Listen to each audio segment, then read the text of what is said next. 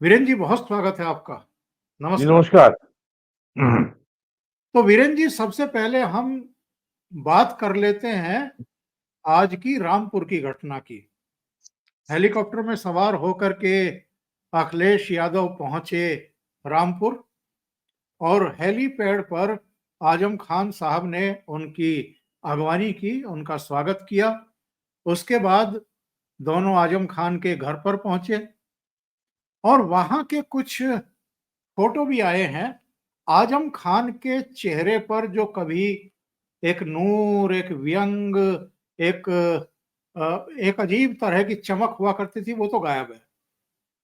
और अखिलेश यादव उनके लिए एक पेन ले गए थे भेंट करने के लिए। अब ये मुझे समझ में नहीं आ रहा है कि पेन भेंट क्यों किया है। तो ये तो गुत्थी आप ही सुलझाएंगे।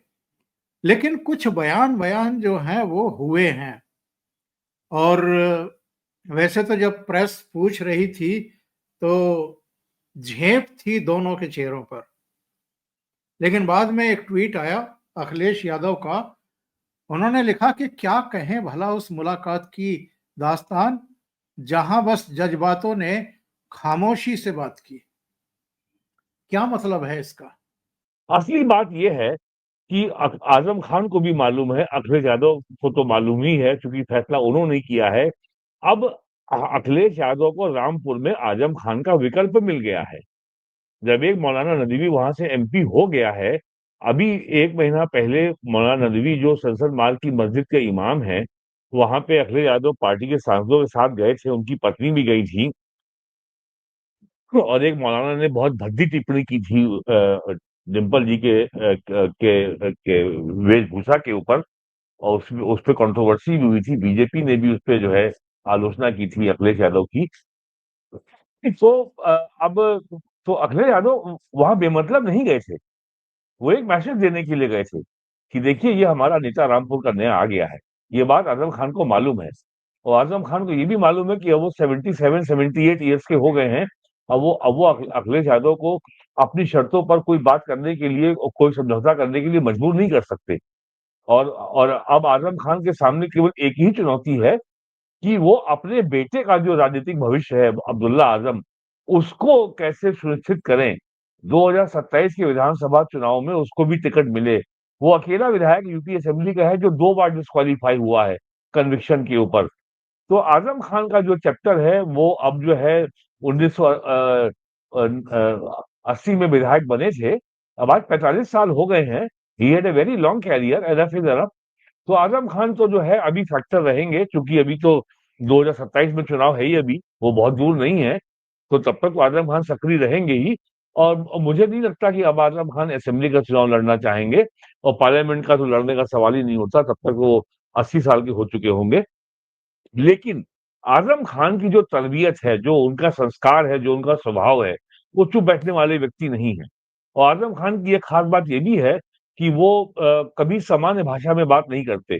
वो हमेशा गहरे व्यंग और बहुत ही जली कटी भाषा में बात करते हैं। जैसे उन्होंने कहा कि मैं बहुत जाहिल आदमी हूं, मैं नहीं जानता कि रामपुर का एमपी कौन है। अब वो सीधे सीधे रामपुर के एमपी को जाहिल कहने के बजाय इनडायरेक्ट तरीके से उसको जाहिल कह रहे हैं, मैं जाहिल हूं। तो आजम खान ने हमेशा तीखी बात की है और लोगों को याद नहीं होगा 2009 के लोकसभा चुनाव में जब मुलायम सिंह ने कल्याण सिंह से समझौता किया था, तब आजम खान ने बगावत कर दी थी। और आजम खान ने घूम घूम कर बुरी तरह से बहुत ही भद्दी भाषा बोली थी मुलायम सिंह के खिलाफ, लगभग गालियां दी थी। और उसके बाद आजम खान को पार्टी से एक्सपेल कर दिया गया था लोकसभा चुनाव के बाद। और नवंबर 2021 में, ओ सॉरी, नवंबर 2011 में उनको पार्टी में वापस लिया गया था क्योंकि 2012 में चुनाव थे, तो वो पार्टी में आ गए थे। तो आजम खान एक ऐसे व्यक्ति हैं, और अगर आजम खान को समझना हो तो आपको मोहम्मद अली जिन्ना की जो जीवनी समझनी पड़ेगी। वो कभी संतुष्ट नहीं होते और उनकी हमेशा से समाजवादी पार्टी में या जनता दल की सरकार जब बनी थी 89 में, उनकी हमेशा ये राजनीति रही है कि जिस पार्टी में मैं रहूंगा उसमें मुसलमानों का एकमात्र रहनुमा मैं ही रहूंगा। जैसे जिन्ना कहते थे ना कि मैं भारत के मुसलमानों का सोल स्पोक्समैन हूँ। कांग्रेस चाहे कितने भी नेता मुसलमानों के लिए आए, वो मुसलमानों के नेता नहीं माने जाएंगे। मुसलमानों की तर्जुमानी, मुसलमानों की कयादत और मुसलमानों का जो रिप्रेजेंटेशन है, जो मुसलमानों का प्रवक्ता है और जो मुसलमानों का जो रिप्रेजेंटेशन है, वो केवल और केवल मुस्लिम लीग करेगी। ये आजम खान की राजनीति हमेशा रही है और आज भी यही है, उसमें कोई परिवर्तन नहीं आया है। और यही आइडेंटिटी पॉलिटिक्स है कि एक मुसलमान नेता ही मुसलमान का भला कर सकता है। बहुजन समाज पार्टी कहती है कि केवल दलित की सरकार होगी तभी दलित का भला होगा। अखिलेश यादव और मुलायम सिंह यादव कहते हैं कि जब बैकवर्ड की सरकार होगी तब केवल बैकवर्ड का भला होगा, वरना बैकवर्ड का भला नहीं हो सकता। अगर क्या क्या क्या कोई व्यक्ति ऐसा एमएलए एमपी भारत में ऐसा है जो ये कह सकता है कि उसे केवल एक ही जात का वोट मिला हो? सब हर जो भी जीतता है या जो नंबर 2 रहता है, उसको भी तमाम जातियों का वोट मिलता है। इसीलिए हर पॉलिटिकल पार्टी, क्षेत्रीय हो चाहे राष्ट्रीय हो, वो अपना एक सामाजिक समीकरण बनाती है। बीजेपी भी बनाती है, कांग्रेस भी बनाती थी, आरजेडी भी बना रही है, और समाजवादी पार्टी का तो बहुत बेशर्मी भरा है पीडीए, यानी कि पिछड़ा, दलित और अल्पसंख्यक, और बाकी लोगों को जो है हिंद महासागर में बहा देंगे क्या? क्या बाकी लोगों को भारत के संविधान में कोई अधिकार नहीं है?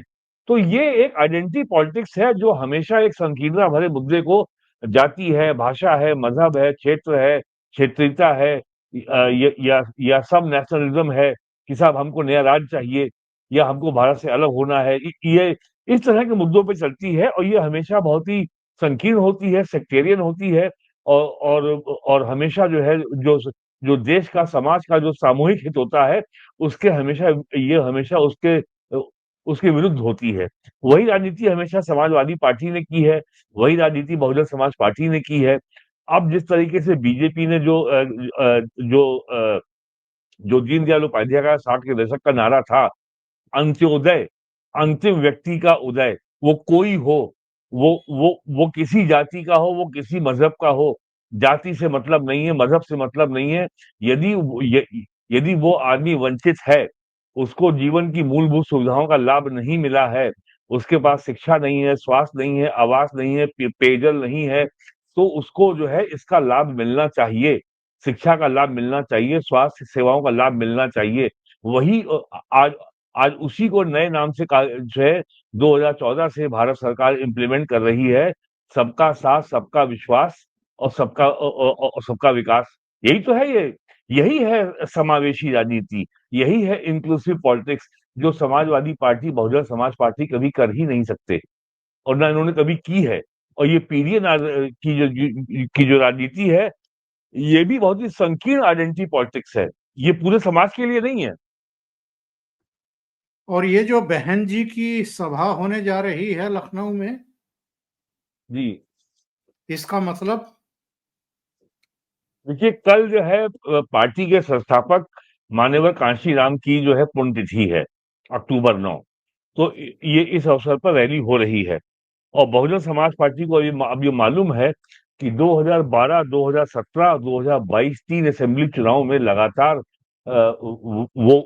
वो पिछड़ती जा रही हैं, और अगर ऐसे ही पिछड़ती गई तो अब उनका जो कोर वोट जो जो उनको मिल जाता था 10-12%, अब ये वो भी नहीं मिलेगा 2027 में, अगर उन्होंने ये प्रयास नहीं किया कि हम सत्ता में आ रहे हैं। लेकिन जो पॉलिटिकल साइंटिस्ट हैं, जो लोग डाटा के आधार पर फील्ड में जाके स्टडी करते हैं, और और जिन लोगों ने यूपी की पॉलिटिक्स को पिछले 35 सालों में देखा है, तो बहुजन समाज पार्टी का जो या जो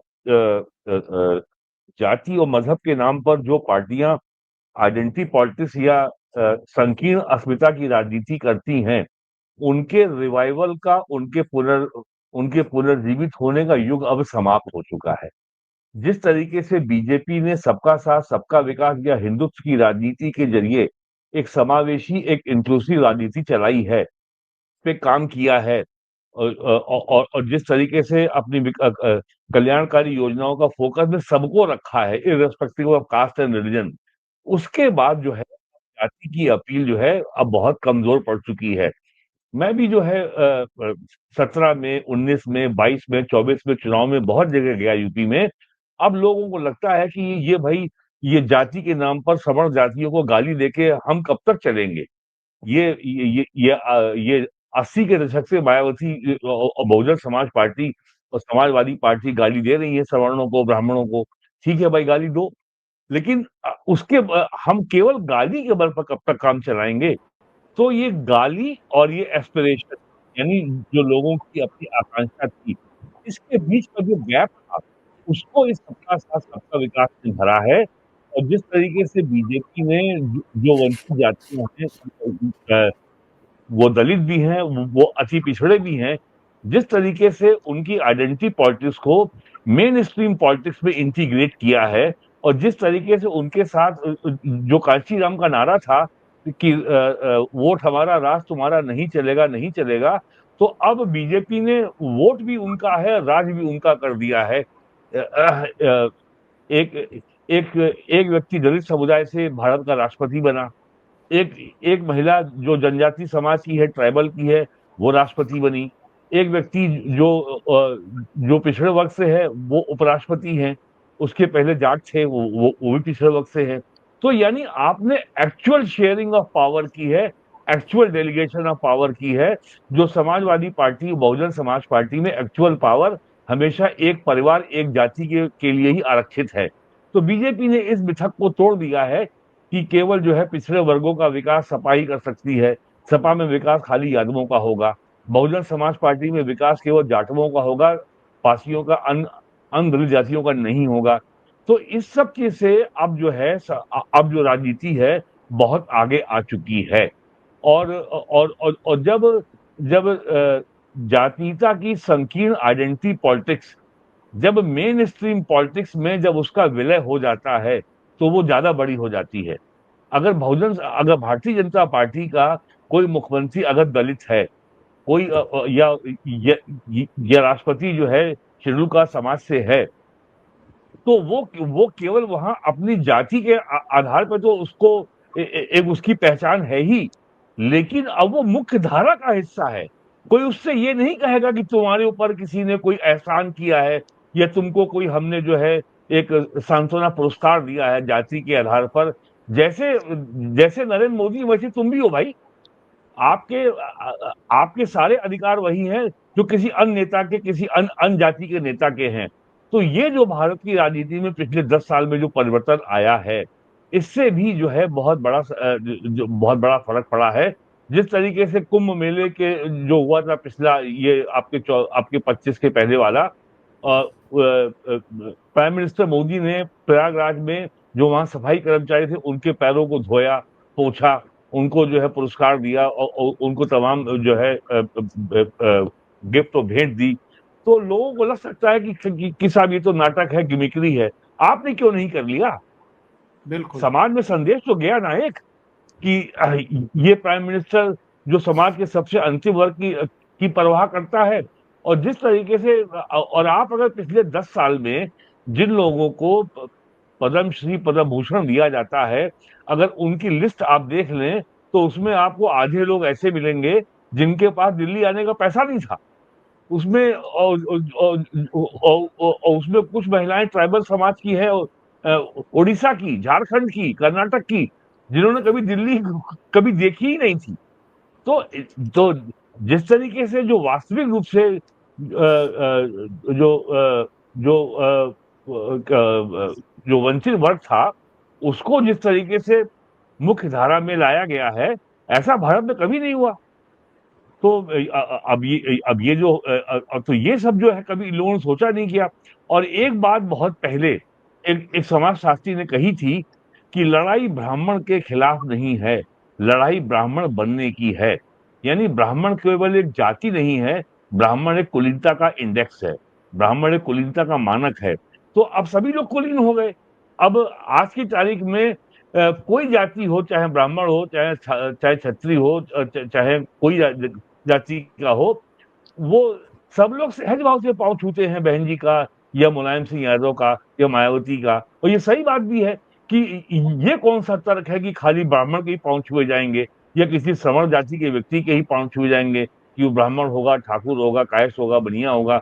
एवरीबॉडी, जो व्यक्ति हमसे जो व्यक्ति योग्य है, जो व्यक्ति हमसे बुजुर्ग है, जो व्यक्ति हमारे लिए सम्मानित है, उसके पाँव छूना एक सहज सामान्य शिष्टाचार है। इसमें जाति कहाँ से आ गई? हाँ, राजनीति में लेकिन जब कोई किसी के लेकिन लेकिन राजी भट्ट जी, साहब, मायावती ने जो काम किए हैं उसका नतीजा तो वो भुगत रही हैं। खुद ऊंचे ये सिंहासन काम पर तो बैठ उन्होंने किया है। करके, बहन जी ने एक खुद काम तो ये किया है कि खुद अब दलित ऊंचे अपने बल सिंहासन पर एक एक जी, मिनट एक जी, खुद जी, जी। ऊंचे सिंहासन पर बैठती थी और बड़े से हाँ, बड़े पार्टी के नेता को अपने चरणों में बैठाती थी। हाँ। नोटों की भारी भरकम मालाएं, सोने चांदी के मुकुट, कई कई सौ हुँ, करोड़ रुपया जब नोटबंदी हुई थी, उन्हीं के हुँ, यहाँ से मिले थे। उन्होंने ही 300-400 करोड़ रुपया उस दौरान बैंक में जमा कराए थे। तो पब्लिक ये भी हुँ। सब नोट करती है कि आप जो करा रही हैं, जो पैर छुआ रही हैं, पैरों में बैठा रही हैं, वहां तक तो ठीक है, कर लो जो करना है। लेकिन जब मौका आता है तो लोग जवाब देते हैं उसका। आज क्या औकात रह गई है मायावती की उत्तर प्रदेश में? मैं केवल एक बात ये कह रहा हूँ कि जिस युग में बहन जी ने ये काम किया, उस समय उनका वर्ग इससे इससे प्रसन्न होता था। उसपे आपत्ति आप कर सकते हैं, लेकिन वो वर्ग अब प्रसन्न नहीं होता। और बहन जी का बहुजन समाज पार्टी का एक एक योगदान तो रहेगा ही कि जो पॉलिटिकल एम्पावरमेंट हुआ बहुजन समाज पार्टी के उभार के कारण, उसी के कारण आज जो है समाजवादी पार्टी, भारतीय जनता पार्टी आज उनकी शर्तों पर उनके पीछे डोरे डाल रही हैं। और आज और जब उनका पॉलिटिकल एम्पावरमेंट हो गया, तो आज यही वंचित वर्ग इस योग्य हो गया है कि ये बीजेपी की सरकार से जो आर्थिक एम्पावरमेंट की जो योजनाएं चल रही हैं, वो उसका लाभ भी अधिकार पूर्वक ले रहा है। सरकार ये नहीं कह सकती हम आपके ऊपर कोई परोपकार कर रहे हैं। तो ये एक एक चेंज आया है। और सोशल चेंज एक बहुत धीमी और बहुत लंबे समय तक चलने वाली प्रक्रिया होती है। और यदि हम उसको इतिहास के संदर्भ में देखेंगे, तभी उसके महत्व को, उसकी प्रक्रिया को, प्रोसेस को हम समझ सकते हैं। वरना केवल कि आज हम कह दें क्या हुआ, बहुजन समाज पार्टी ने क्या क्या हुआ, भ्रष्टाचार हुआ, ये सब चीज, अब ये सब बातें इतिहास काल में हो चुकी हैं। जो सोशल पॉलिटिकल लेवल पे जो चेंज आया है, उसमें सकारात्मक योगदान समाजवादी पार्टी का भी है, उसमें सकारात्मक योगदान बहुजन समाज पार्टी का भी है। वो अलग बात है, ये पार्टियां जिस उद्देश्य को लेके चली थी, उसको लेके भटक गई। शरद यादव जो नेता अभी दुनिया में नहीं रहे, वो कहते थे कि सामाजिक न्याय आंदोलन को यूपी और बिहार के दो यादव परिवारों ने अपने परिवार के भले के लिए बेच दिया, बर्बाद कर दिया। लालू यादव का क्या लेना देना सामाजिक न्याय से है?